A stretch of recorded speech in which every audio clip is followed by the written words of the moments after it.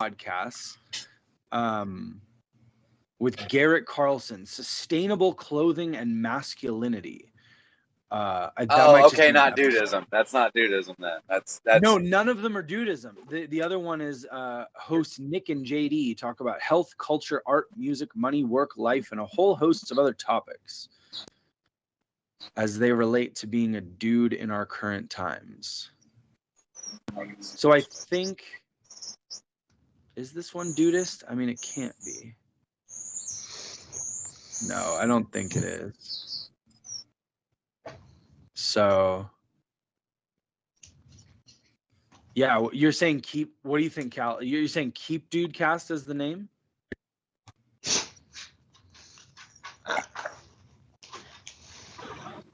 Search Dude's Cast. The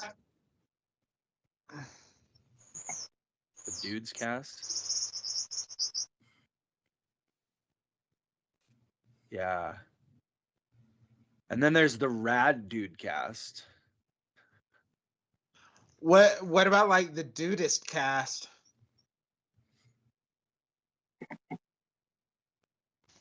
Yeah, it's awkward. It's awkward to say. Just somehow adding that extra syllable, like yeah, all right, throws hold it on. off. Time out, everybody. Kevin. Hey guys. Hey Kevin. Kevin. What's up, man? You can hear me okay? Yeah. All right. I was messing with the microphone before I joined in, so. Okay. No, I can hear you. You're gonna have to name the podcast. That's your first objective. As all right. Yeah, I was thinking like the Dude's Pod or the Dude's Cast. The Dude Pod. I don't know. Podo Dude. Play on his pad, I mean, we can even fucking move away from it, man. Damn, Dudecast was so fucking good too.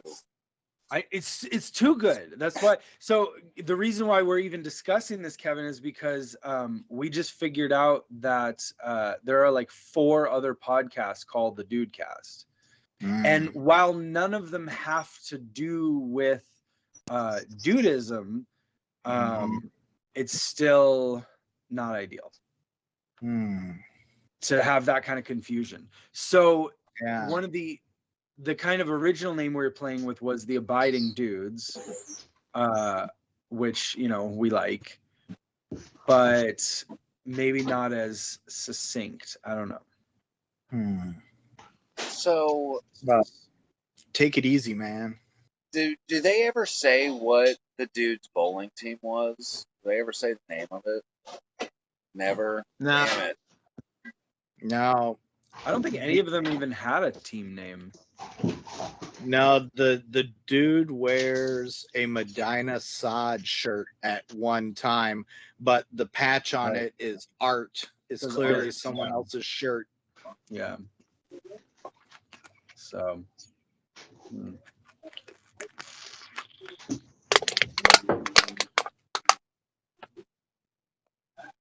It'd be cool if we could just call it fucking A. Podcast for dudes. Or something. That's my God. Just somehow I think the censors would have a problem with that. But let's see here. I'm just spitballing here, throwing shit out. What if we stuck with the Dudecast but put like a little add-on to it, like the Dudecast : a Dudeist Roundtable or something like that? There you go. I like that. A Dudeist Roundtable. Yeah. And just put it as like a subtitle. And I could add that into what we already have. Yeah. The Dudecast with a subtitle. I like that. Yeah, Dudecast : a Dudeist Roundtable. All right. I'm not sure if you guys can hear it or not. I'm going to keep muting myself. I got my neighbors mowing real quick. Okay. Can't hear it. Cool. All right. So should we get this thing kicked off? Hold on. Let me find a fucking pen. And Kevin, you gotta refresh my memory. on the main topics. Yeah. Oh, that's gonna be tough. Let me let me look at my phone here and see what we talked about. Okay, good. Kevin may be the dudest dude that we've had on here. All right, he's got the Pendleton. He's wearing a Beavis and Butthead T-shirt, wood paneling background. I mean, Yeah, I debated about my background and I was like, man, my basement is straight up dude. You know, it's the perfect environment. It was built in the 70s and hasn't changed. beautiful. There you go. And the wood looks a little bit bowling alley-ish, you know? Yeah. Yeah. The straight wood lines. So Mhm. that's rad. So, you know, we talked a little bit about just the idea of Dudeism as a religion. You know, Mhm. what does that mean? We talked about the difference in that, you know, the first jumping off point for the layman that would come into this would be to say, oh, so the dude is Jesus, the dude is the Messiah, and Oh it's yeah, actually that was something it. quite different. You know, Yeah. it's really not. He's far from that. Yeah. The dude is not a messiah. I remember that. And then there was something like personally that we talked about that I was like, this is the kind of meaty thing that I want to dive more into. Yeah, But I well, fucking forgot what it was. What was that? you know, well, we talked about performing weddings There it is. Yeah. and how, you know, something that can Yes. be seen as flippant becomes very serious at that point. Right. Okay. So that yes. So I will ask you about that and then you can expound on that. Yeah. And then You know, a little of my biography is very dude-ish. I mean, my first college years were spent occupying administration buildings, smoking a lot of weed, and just generally not knowing what was going on. And that kind of caused me. That's why I went back after a 10-year gap and finished and yeah. achieved. You know, Nice. and you talk about it that in the book. We should be recording this, but you know, I'm not so sure that the dude is a lazy man. He's identified as that. You know, the stranger says, you know, he's a lazy man and laziest worldwide, possibly. But as you properly note, he's the guy that shows up too. Right. Right. You know, when there's something that needs to be done, the dude is there. Yeah. Okay. That's awesome. All right. So let's just get it started and yeah, I'll do our little intro and then we'll go from there because this was definitely a lot and I can definitely use all this. So Right. Cool. All right, everybody. Well, welcome back to the Dudecast, a Dudeist Roundtable. We're playing with the name. We just found out before this week, actually, that there are, I believe, 4 different versions of some podcast called the Dudecast. None of them being Dudeist in and of themselves, but rather just using dude in the parlance of our time. So, we thank you for being here. Hopefully we've differentiated ourselves enough that you found us. But this week, we have our special guest, Kevin. Say hello, Kevin. Hello, Kevin. And we're going to get going. We have some great conversations. We have matching shirts. And we got a fucking lightsaber on the wall here joining us. So... Yeah. let's just start it off here. We were talking about a number of different things, but I think one of our favorite topics to talk about, and I think Kevin has kind of a unique perspective on this so far, is Dudism as a religion. And of course, last week we were kind of talking about comparative religions, how, you know, it's interesting that Dudism was started by someone with, you know, no desire for power or influence or anything like that, unlike a number of modern religions. But, you know, Kevin raised an interesting point. I think I kind of want to start here. And that is that the dude is not a messiah. You know, usually these religions are kind of built off of a messiah figure, you know, someone who comes with all the knowledge to disseminate it to the poor sinners out there. But, you know, Judaism itself is very different from many other religions. And one of the big ways that's true is, you know, Kevin, I'll let you tell it, but the dude himself is not a messiah. So tell me a bit more about kind of this thought process and like, how do you see the dude? And if he's not a messiah, then why even have this whole damn thing in the first place?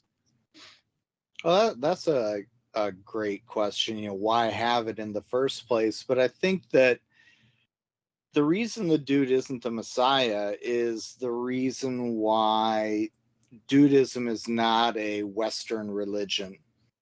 I hesitate to say that it's an Eastern religion either, but if I were have to identify it in one way or another, I would say it's much more Zen, it's much more Buddhism than it is Christianity per se.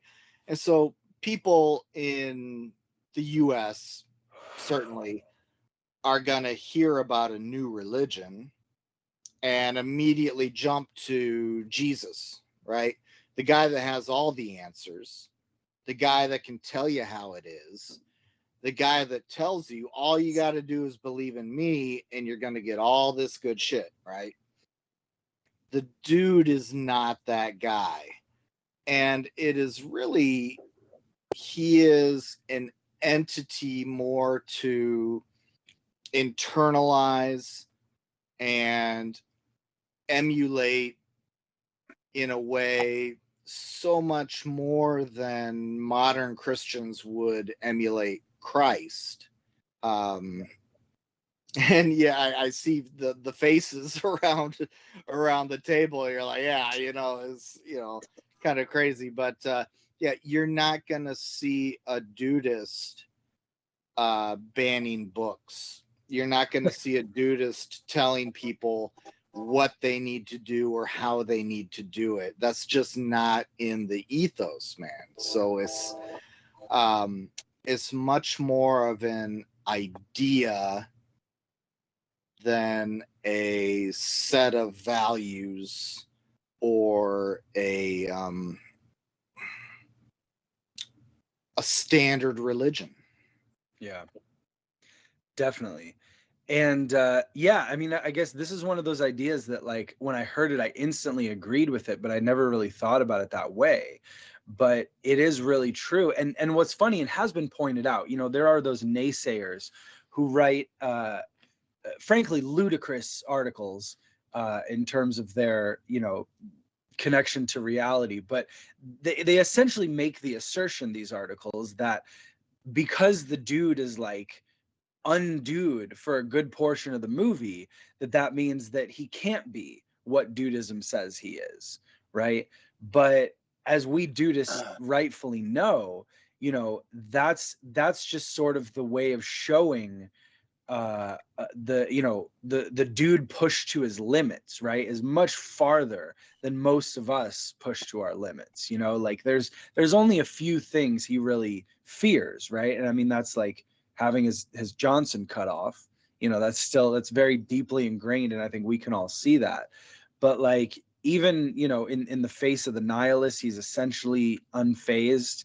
You know, he is leading much more by example. He never, like you said, it's not telling people what to do, not handing rules down. It's just all kind of like, you know, how can he be so calm when, like, he just lost, you know, $1 million fucking dollars in the trunk of his car? You know, he's just like, I lost a little money, you know, can't be worried about that shit.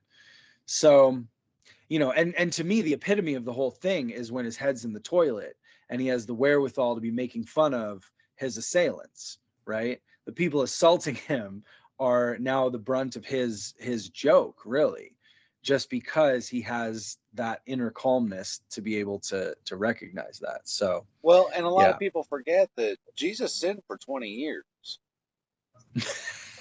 That's why Charlemagne took those books out. Jesus, it goes from 12 to 32. There's a fucking reason for that. Jesus sinned for 20 years. He was a regular fucking dude.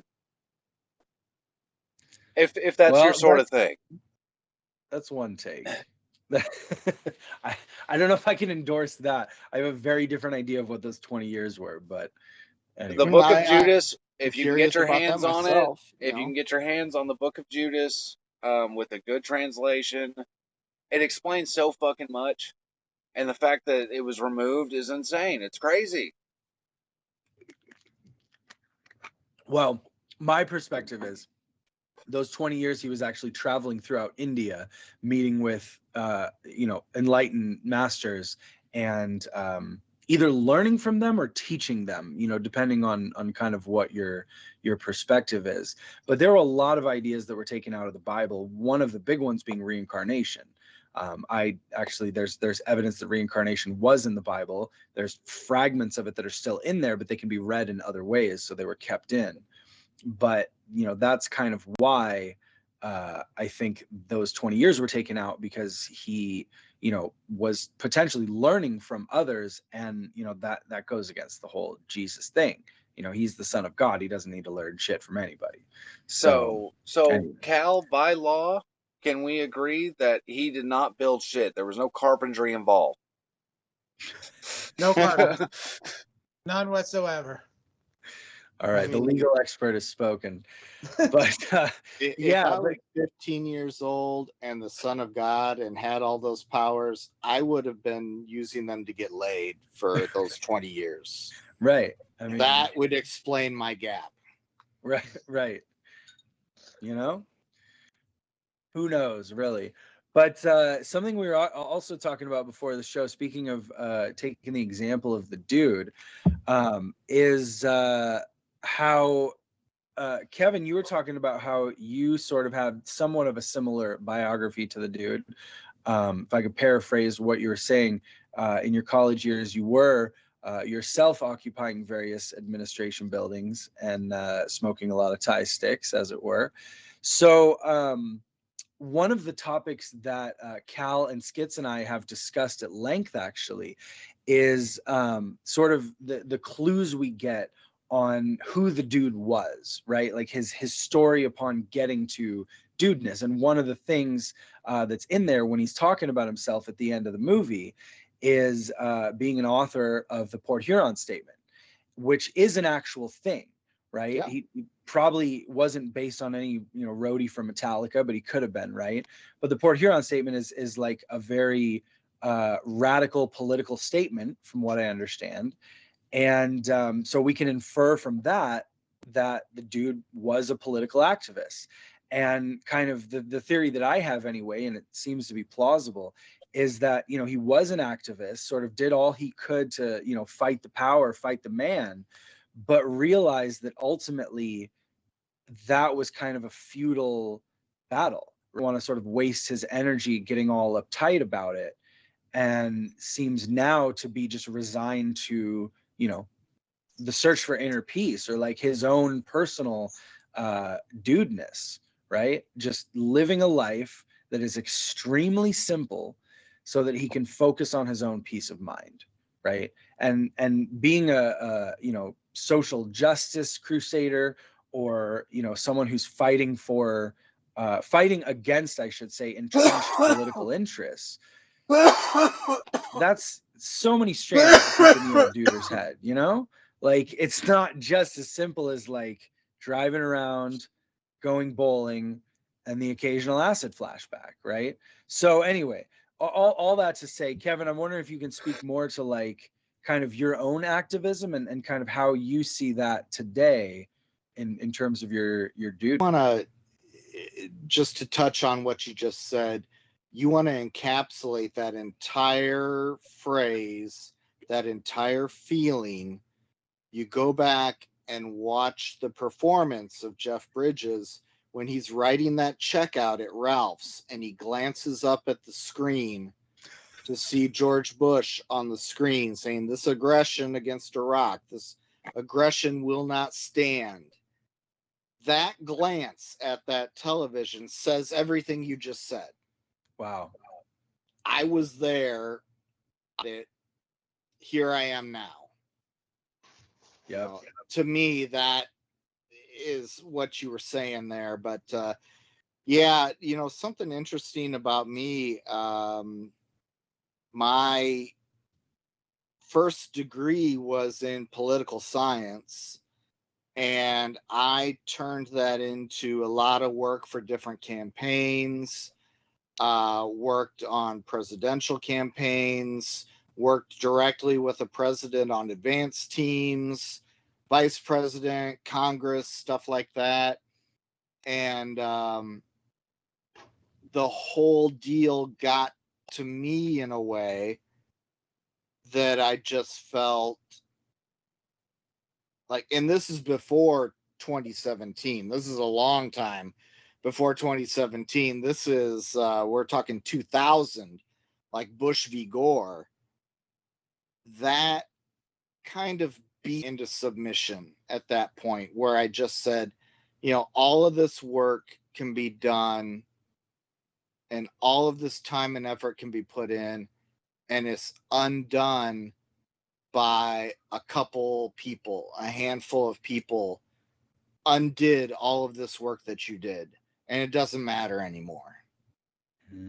And so that was the end of my whole career. And I won't say the end of my fighting for what's right, because I certainly still do that. But in taking, that active role in politics, as electoral politics and things like that, that was the end of it for me.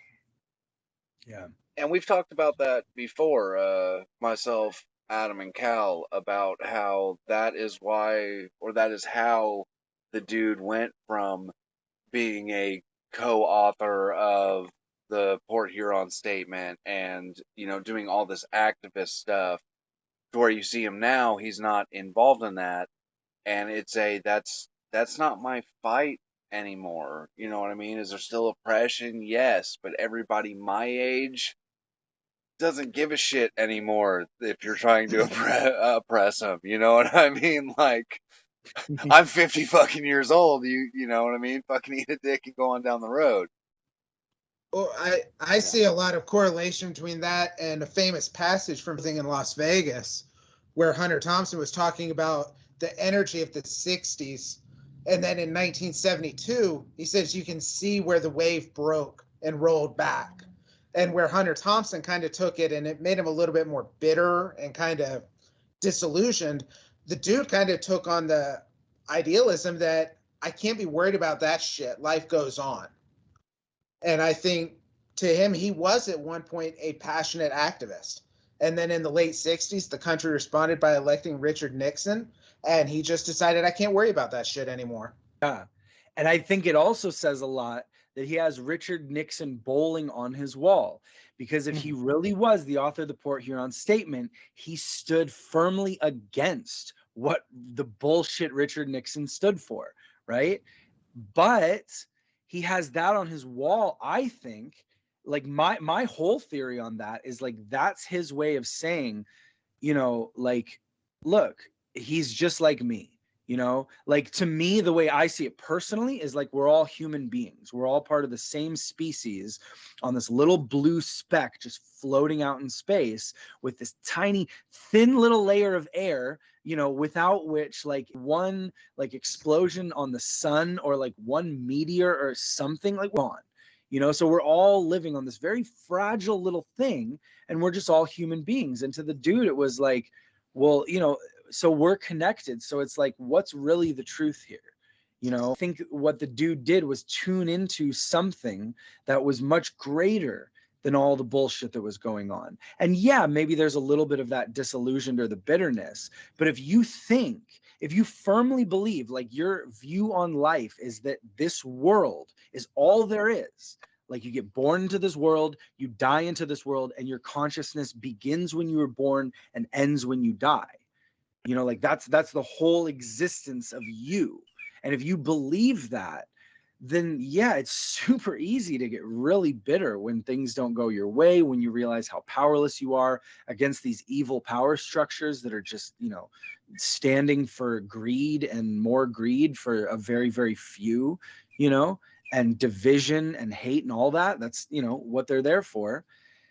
But if you have a larger perspective on all of it and you see how everything is connected, and like, you know, and maybe we'll talk about this in a minute, because, you know, that lightsaber behind you, Kevin, is reminding me of like how the Jedi talk about the Force, you know, and I see it as the same. I think the dude just kind of tapped into this Force, this larger power that sort of is in, and realized, like, you know, the war is not the issue here. You know, the political act is not the issue here. You know, so Well, yeah, and there might that's be what I think something that to that, because Hunter S. Thompson, going back to him as well, not a Nixon fan, trained his dogs to attack at the word of Nixon. Okay. I didn't know that. I think it's in the book, The 72 Campaign Trail. They were in DC, they had to drive somewhere, and one of Nixon's assistants asked Hunter S. Thompson, Nixon wants you to ride with him. He doesn't want you to ask him anything political, anything like that. He wants to talk football. And what a lot of people don't know is Hunter S. Thompson is originally a sports writer. That's what he did. And even while he was writing his books, he was filling his time with sports writing. Fear and Loathing in Las Vegas is about a fucking sport. It only takes up about 10 seconds of the book and the movie, but that's what. And he said yes. He did it. He got into that limo with his biggest enemy, and he talked fucking football. So it is not outside of the realm that the dude would have Nixon bowling as, I fucking hate you. But it'd probably be a good game if we bowled together. Right. Yeah. Right. And I think that's where, like, because what's, you know, the biggest problems in our world, right? Greed, which, you know, also leads to more war, which leads to more poverty, right? But I think greed at the heart of it. And I talk about this in the book, but like greed to me is like just a forgetting or a misunderstanding of like who and what you really are, and who and what, like, or what this life really is, right? And so if you think this life is just this world, then it's very easy to see it in terms of like competition. And I got to get mine because there's only so much and it's a zero-sum game. When really, like, yeah, like everyone that we see as our enemy is exactly the same as us. You know, they just misunderstand. They see us as the enemy. It's all the same. It's all one. It's just yin and yang, light and dark, and literally like dark cannot exist without light, or light cannot exist without dark. It's to be the contrast, or else you can't explain something like that just existing in a vacuum. It just doesn't exist. And just like with humans, you know. Anyway, Cal, you look like you have something to say. I think our country really would be so much better off if we could all just remember that just because I disagree with you on something doesn't mean I have to hate you. Right.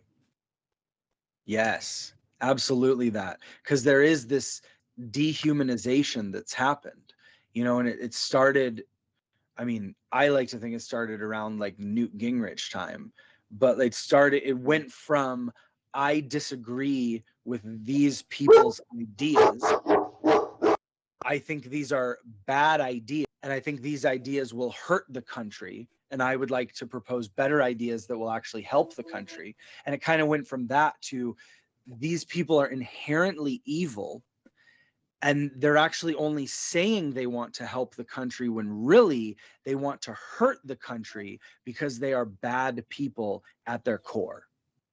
And so like this big shift happened to like, if you disagree with me, it's because you're evil and a bad person. And I'm trying to convince you of my point of view to actually save your soul, because you're going to die and go to eternal damnation for believing. At least that's what part of each side believes.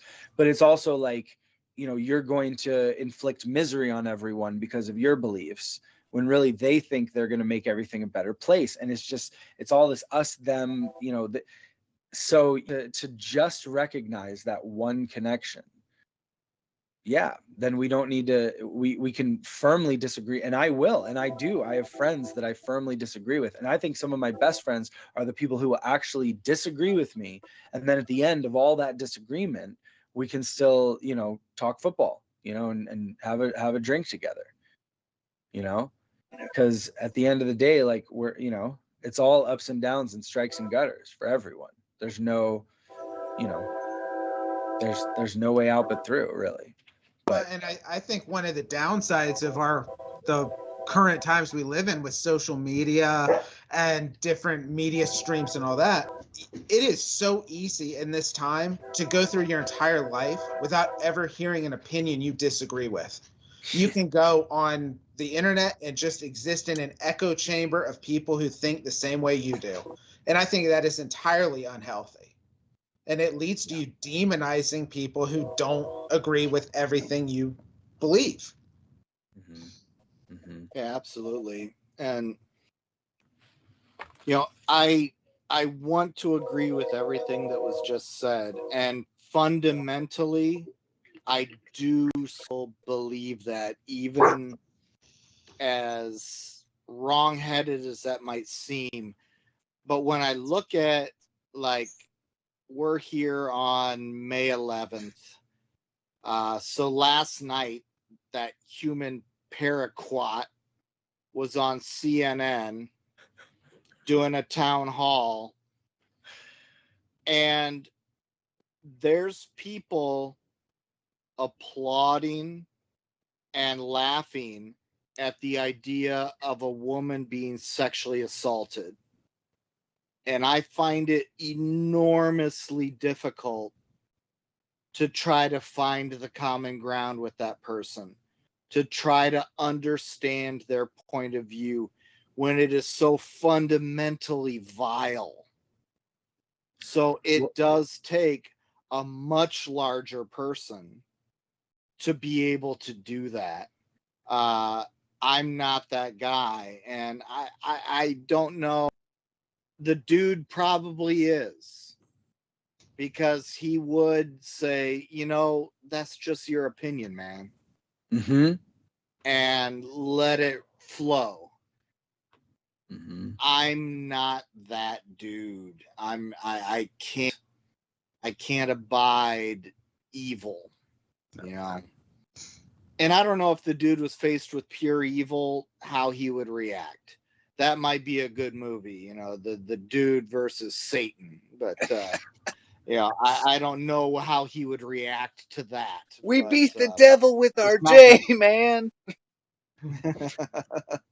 I did want to clarify one thing real quick for anybody watching or listening to this. When I was talking about the problems with the streaming media, I meant everything besides this podcast. That's Everything true. else is bad. This podcast is great. That's true. Absolutely. Yeah, we haven't even made it to the semis yet. Don't worry about us. Yeah. But no, I mean, Kevin, to tell you honestly, like, I see their point of view. And the reason it's so diametrically opposed is because it's almost like a split reality. I think like the new Marvel movies are like the best way to explain it, as like, you know, the infinite universes, or like, you know, the Spider on that with the Spider-Verse or whatever. And they have that cartoon thing with all the different Spider-Men, right? And all the different universes. And what I think has something like that has happened, where there's been a rift in the fact that, like, I guess it's kind of always existed, where there are people who just believe differently about reality. But now it's like there are two mainstream beliefs on reality. And one believes that these people are saints and these people are evil lizard people in disguise, and then vice versa.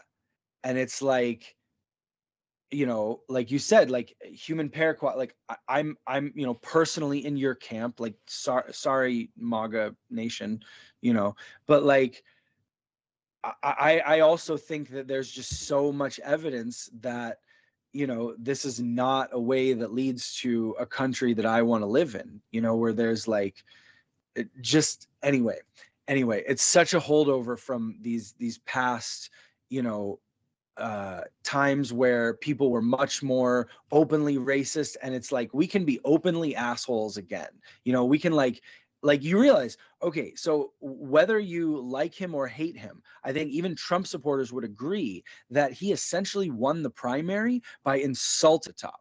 He had the cleverest insults, he had the best, you know, diminutive nicknames, and he did politics in a way that was new. I will admit that it was very new to do it the way he did it. People like things that are new and not the same as the boring ass politics that we've had for decades, right? Yeah. But still, I mean, to insult people is like, how is anything? But I guess we've gotten far away from, you know, politicians being helpful to the nation that they're serving.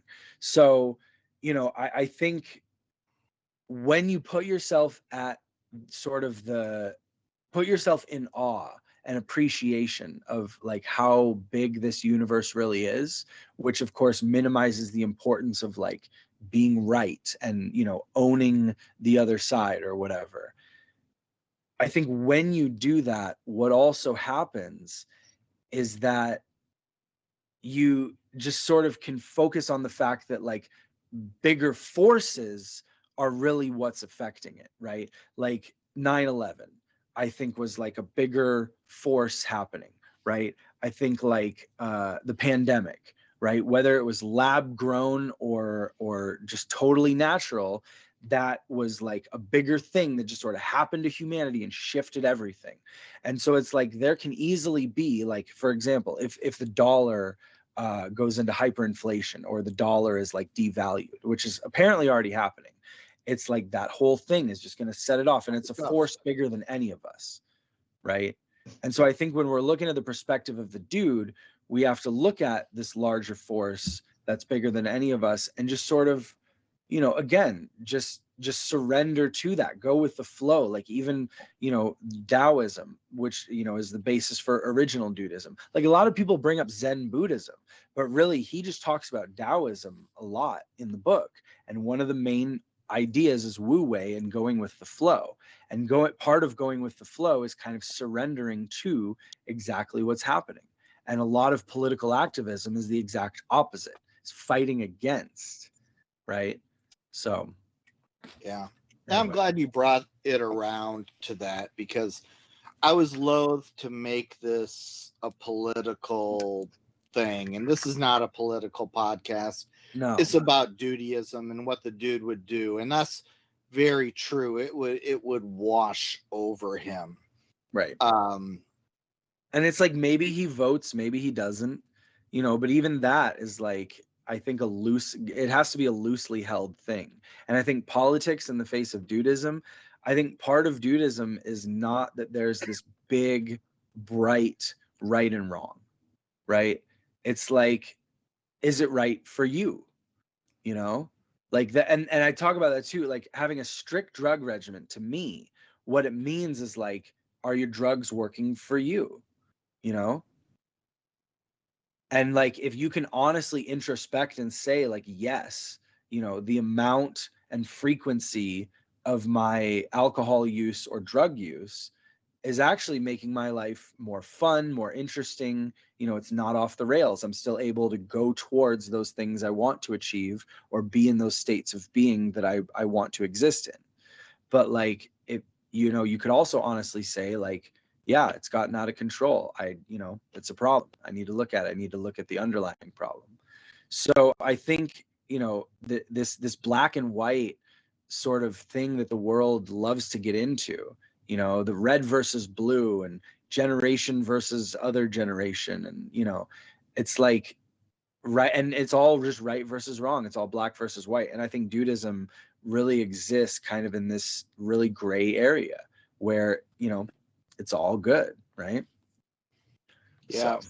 I think the dude would approach, you know, Y, Gen Z with a fascination. Yeah.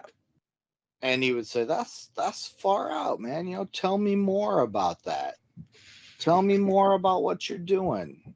You know, he would not be dismissive as a lot of society has been.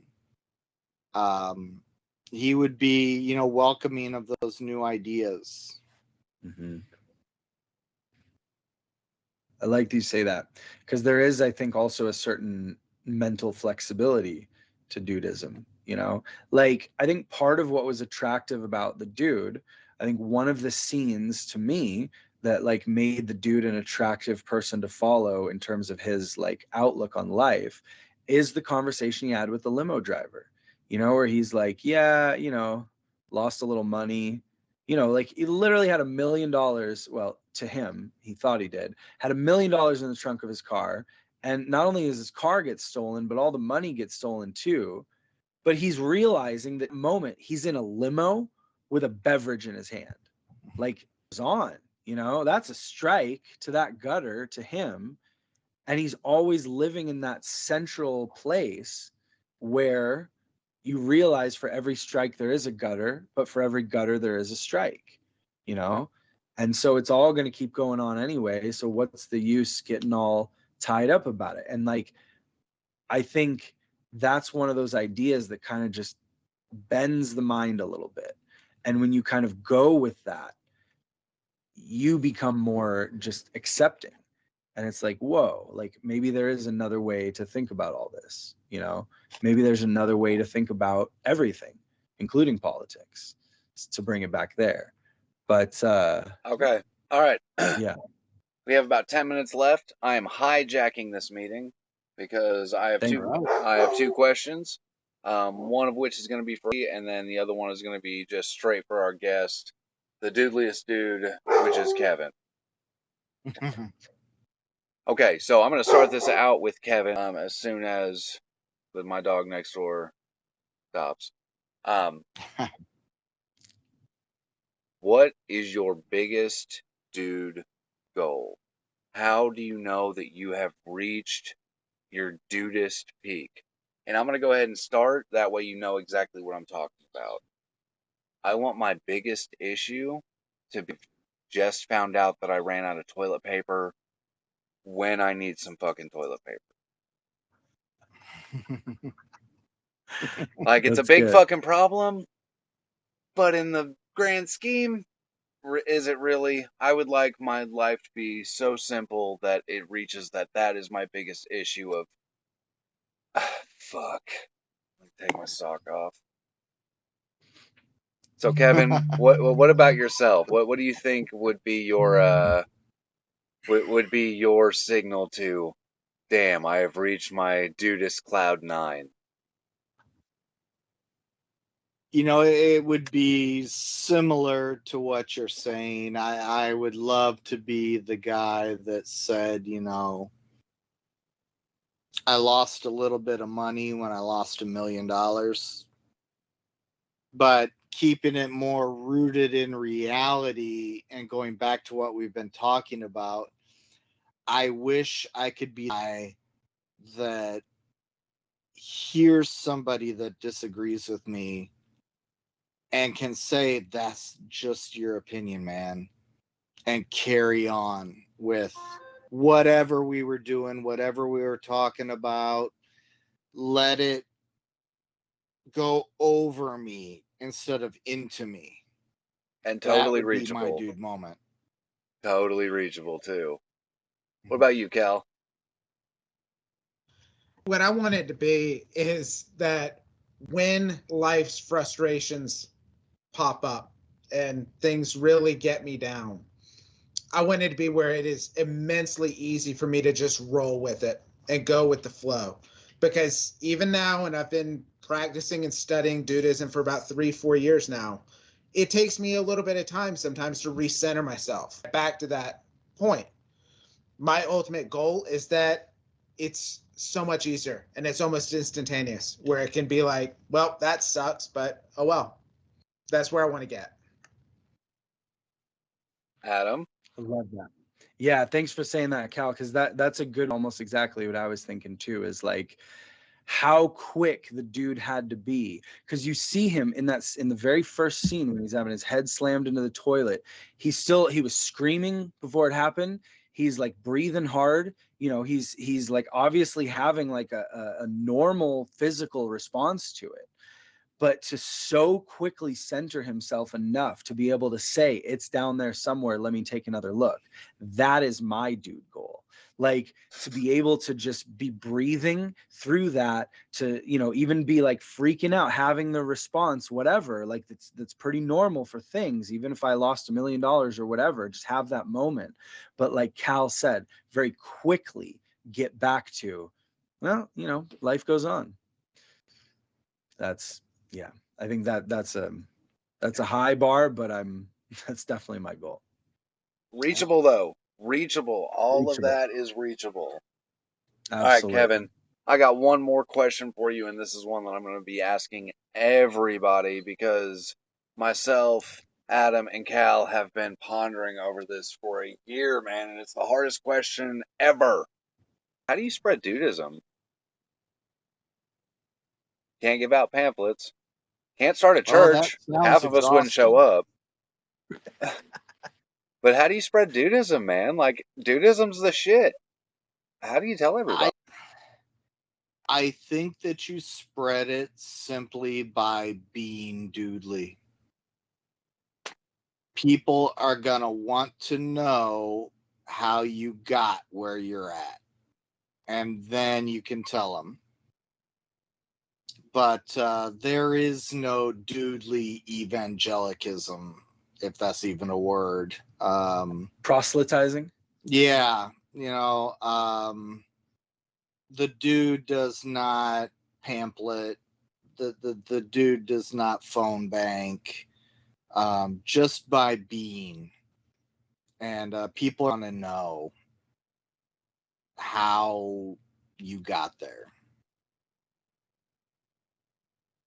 We are never going to get a different fucking answer. I was just going to say, I don't think you're ever going to get a better It is answer. always going to be a path in and not a path out. But I'm going to keep asking. It's a good question. No, and I appreciate that there's something consistent with each guest. I like that too.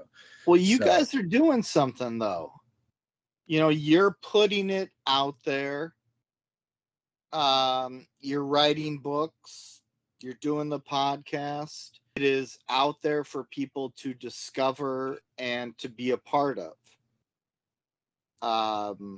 I'm here because Adam wrote a book. You know, so you guys are doing your part. Oh my God, the dudeliest thing. Man, I wish we could figure out how to do this. Hey, you guys already doing it. No, that can't be right. No, but literally, and Kevin, you know, this podcast only happened because we were having so much fun in the men's group that we thought it would be really great to just one at a time, just have these conversations just because we enjoy them so much. And we figured there must be someone else out there who would also, you know, enjoy that. But what I'm hoping for is this feels like a larger conversation that other people can enter into and talk about. And that's also kind of what I had in mind with, you know, the book, is that it's just this larger conversation of what is dudism? How does it help you? You know, what are some ways that it can make your life better? Because I think everyone who's in that has had some taste of that, you know, some glimmer of the potential of how this is, you know, a life-changing thing, and just fun. Like, so much of religion is so damn serious all the time, you know, and life doesn't need to be so damn serious. So I will tell you guys, I was kind of dreading doing this tonight because there wasn't we didn't have a path. There wasn't a laid out interview. There wasn't anything like that. But I would do this every week with you because it was that much fun. And we did every fucking, like, once a week for a fucking year. And we've had a blast. And we're hoping that we can bring more and more people onto it. Yeah, it's fantastic. So we are down Absolutely. to just a couple of minutes. I know normally we do an outro for everybody, but only have a couple minutes. Kevin, you've shared a little bit. Do you want to do our outro? What have you taken from all this? You know what I've taken from all of this is that I want to go to something in the book, because yes, we might identify the dude as a lazy person, and it might be something to aspire to, but there are those fundamental human needs that everybody needs to take care of. And you need to take care of yourself. You need to take care of your family. You need to take care of the people around you. And the dude does all those things, even while seeming lazy. And if you can manage to do that too, you're going to be a little bit closer to being a dude yourself. But you can't just be lazy. It doesn't work. There's an art to the laziness. Yes. I love that. How the Decadent. hell does the dude pay his rent? It's due. I was due. He's paying it on the 10th. But where the hell did the money come from? I'm fascinated by that. Post-dated checks. Yeah, but he clearly does enough, and if you do enough, you're gonna be all right. Love it. Amen. That sounds like a perfect place to leave it. So I will say thank you to everyone listening, to my co-hosts Skits and Cal, and thank you so much, Kevin, for coming on this week, for enlightening us with some ideas. Great conversation, and we'd love to have you back someday. Oh, Adam, thank you so much. It was a lot of fun. Thank you, Kevin. Catch you guys later. Catch you on down the trail. Let's abide.